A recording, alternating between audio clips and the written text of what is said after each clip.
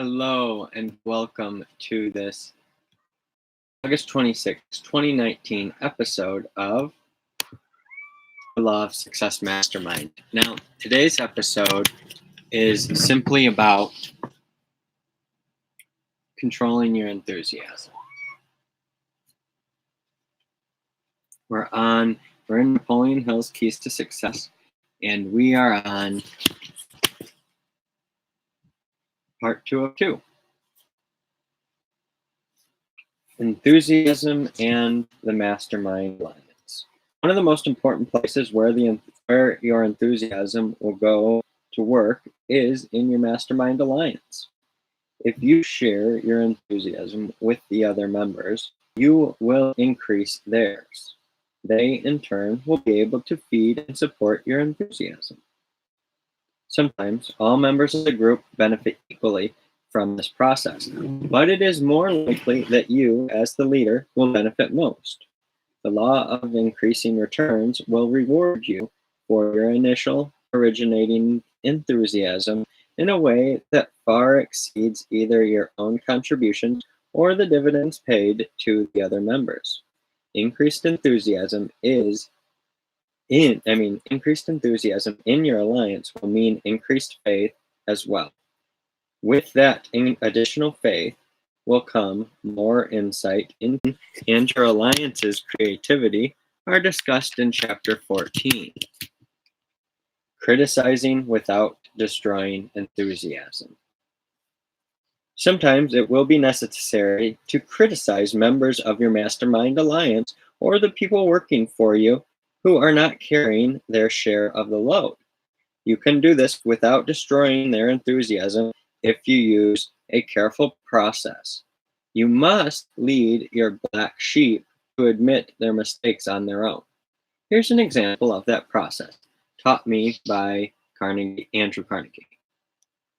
My personal secretary was a young man who had been with me for several years. He was efficient, dependable, and had a pleasing personality. He became associated with a group of people who had the bad habit of getting their enthusiasm out of a whiskey bottle. The first thing I knew, he began to show up late on Monday mornings. Then he became irritable, and I knew the time had come for me to do a little friendly analysis on his behalf. So I prepared the way by inviting him to my home for dinner.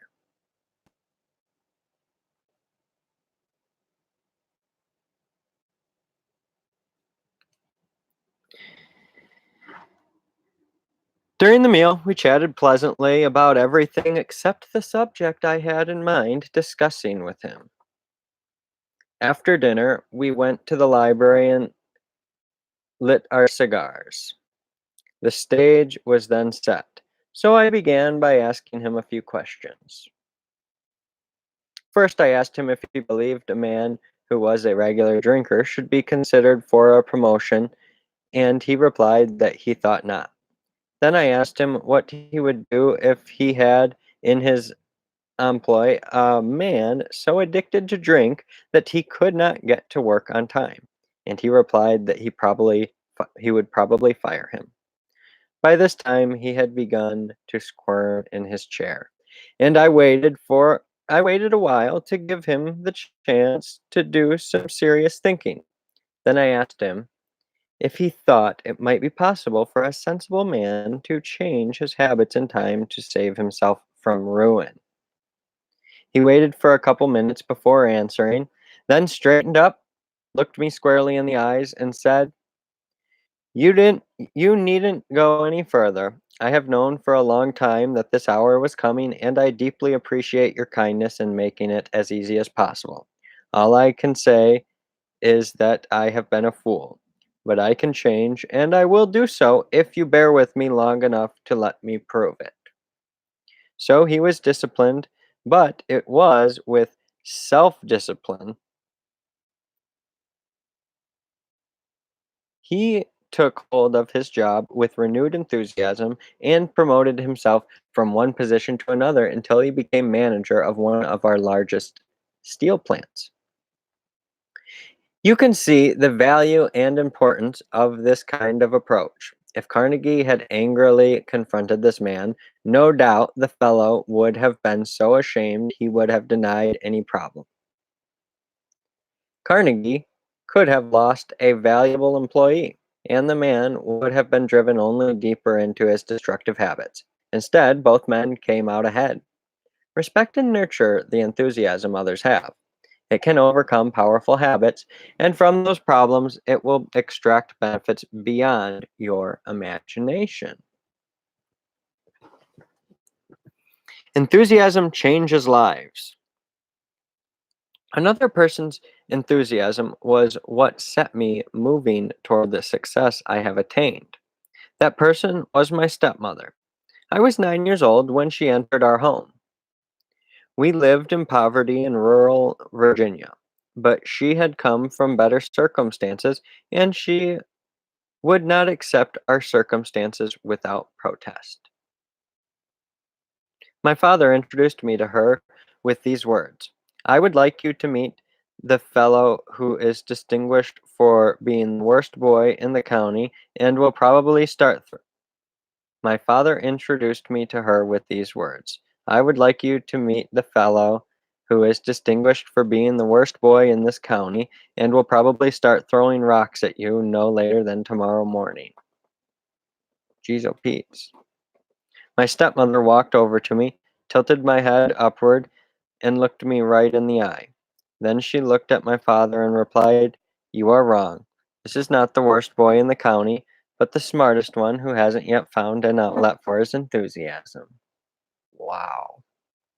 That statement began a friendship between us, which was destined to produce these 17 principles of success and to carry their influence around the world. No one had ever called me smart.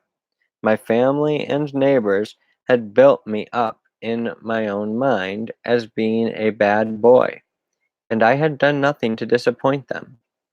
My stepmother, in one brief statement, changed all that. She changed many things. She persuaded my father to go to dental school, from which he was graduated with honors. She moved our family into the county seat where my father's practice could flourish and my brothers and I could be better educated. My father resisted these efforts at first, but her enthusiasm always won him over. When I turned 14, she brought me a second-hand she bought me a second-hand typewriter and told me that she believed that I could become a writer. I knew her enthusiasm, I relished it, and I saw how it had already improved our lives. I accepted her belief and began to write for local newspapers. I was doing the same kind of writing that fateful day I went to interview Andrew Carnegie and received the charge that became my life's work. My stepmother's enthusiasm had not just put me in a position to grasp such an opportunity, but given me the self confidence and enthusiasm of my own to succeed at it. I wasn't the only benefactor. My father became the most prosperous man in town. My brothers and stepbrothers became a physician, a dentist, a lawyer, and a college president. What power enthusiasm has! When that power is released to support definiteness of purpose and is constantly renewed by faith, it becomes an irresistible force for which poverty and temporary defeat are no match. You can communicate that power to anyone who needs it. This is probably the greatest work you can do with your enthusiasm. Excite the imaginations of others, inspire their creative vision, help them connect with infinite intelligence. Building, demonstrating, and sharing enthusiasm are a perfect manifestation of the moral principles behind the science of success. When you deliver your work with enthusiasm, you are already going the extra mile. You create a success consciousness around you that inevitably affects others for the better. The more enthusiasm you direct into the world, the better you are preparing yourself to attain exactly what you want. Thank you. That was another episode of the Law of Success Mastermind. That was part 2 of 2 for Control Your Enthusiasm. It was a great chapter. It was not quite what I expected. I really liked it. So head on over to inspirelansing.com if you haven't already. I appreciate it. Thanks.